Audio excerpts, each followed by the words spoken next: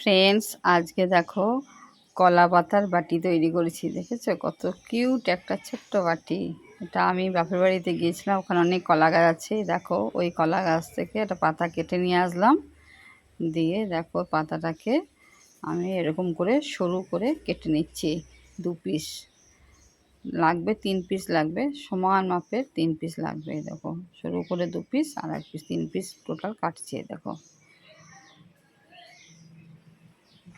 দেখেছো, একটু সাবধানে কাটতে হবে, তাহলে এদিক ওদিক হয়ে যাবে, পাতাটা ঠিক সমান মাপ হবে না। সমান মাপে 3 পিস কেটে নিলাম। এই দেখো, দিয়ে দেখো 3 পিস কাটার পরে এটাকে আমি দেখো কেমন করে ভাঁজ করছি। দেখো এরকম করে 2টো পিস দিয়ে প্রথমে ভাঁজটা করে নিচ্ছি। এরকম করে 4 সাইড থেকে এমনি করে ফোল্ড করতে হবে।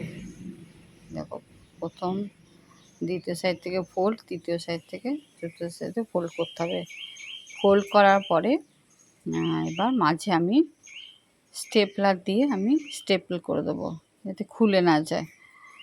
এই দেখো ফোল্ড করা আমার একটু বেড়ে গেল, ওটা কেটে দিচ্ছি আমি। একটু লম্বা আছে বলে কেটে দিলাম। তারপরে এই দেখো এদিকেও তো একটু বেড়ে গেছে, এটাও একটু কেটে বাদ দিয়ে দিচ্ছি।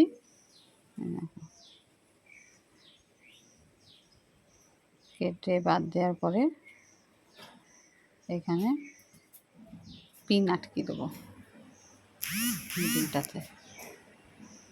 হয়ে গেছে, সেলোটেপ দিয়ে আটকে দিচ্ছি যাতে খুলে না যায়।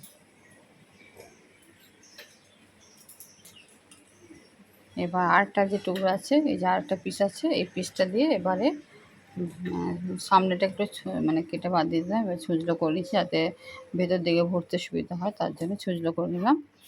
দিয়ে এবারে দেখো ছুঁচলো দিকটা দিয়ে এই যে চারিদিকে দেখো এরকম করে ভেতর দিয়ে দিয়ে ভরে দেবো।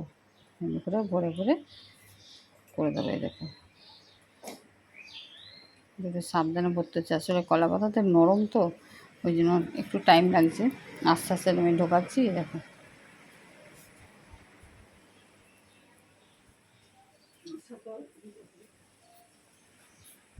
এই দেখো আমার হয়ে গেল।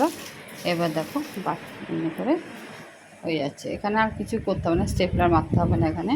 এখানে এমনি আস্তে আস্তে ভেতর দিয়ে সুন্দর করে ঢুকে যাবে। দেখো তারপরে ছোট্ট একটা বাটি হয়ে গেল। দেখো দেখো ছোট্ট বাটি শেপ হয়ে যাবে। যতটা বেড়ে থাকবে পুরোটাই আমাকে ভেতর দিয়ে ভরে দিচ্ছি আমি। দেখো একটু টাইম লাগছে, কারণ এটা একটু নরম পাতা তো, একটু সাবধানে এটাকে ভেতর দিয়ে ভরতে হচ্ছে। কলা পাতা একটু নরম হয়, কিন্তু এটা অন্য পাতা হলে, যেমন তোমার নারকেল পাতা হলে একটু মোটা হয়, তো ওটা তাড়াতাড়ি হয়ে যায়। কিন্তু কলা পাতা বলে একটু টাইম লাগছে। কিন্তু এই দেখো হয়ে গেল, দেখেছো? এই দেখো কত সুন্দর লাগছে। দেখো ছোট্ট মতো বাটিটা হয়েছে। আমি এখানে বাদাম ভাজা রেখে দিলাম। দেখো এই বাটির মধ্যে বাদাম ভাজা নিয়ে খাওয়া হবে। দেখেছো কেমন হয়েছে বন্ধুরা? তোমরা অবশ্যই জানাবে। এই দেখো এরপরে কলা পাতাতে আরও কিছু জিনিস আমাদের দেখাবো, তোমরা দেখবে। কত কিউট বাটিটা, তোমরা এরকম বানাতে পারো বন্ধুরা।